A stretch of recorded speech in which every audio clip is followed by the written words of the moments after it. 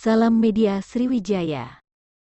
Terjadi kebakaran di Jalan Raja Wali, Kelurahan 9 Ilir, Kecamatan Ilir Timur 2 Palembang yang menghanguskan sebuah warung kelontong, Senin tanggal 29 Agustus tahun 2022, sekira pukul 19.30 waktu Indonesia Barat.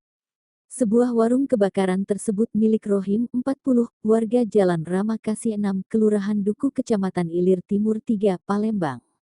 Menyebabkan 2 orang anak mengalami luka bakar.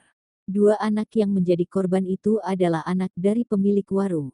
Belakangan diketahui kedua anak tersebut bernama Nurul Fadilah, 16, dan Raffi, 6, yang alami luka bakar di tubuhnya hingga harus dilarikan ke rumah sakit. Menurut penuturan warga, kebakaran tersebut sudah terjadi pada pukul 19 waktu Indonesia Barat, di mana warga melihat seorang ibu yang menyelamatkan anaknya saat berada di dalam warung. Kapolsek Ilir Timur 2 Palembang, Kompol Fadilah Ermi mengatakan awal mula peristiwa kebakaran terjadi saat Kodariah, 30, yang merupakan istri Rohim sedang mengisikan bensin ke dalam botol.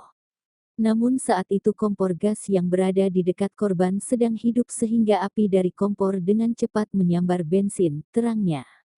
Api pun langsung membakar warung milik Rohim dan menyambar kedua anak Rohim yang saat itu terjebak di dalam warung.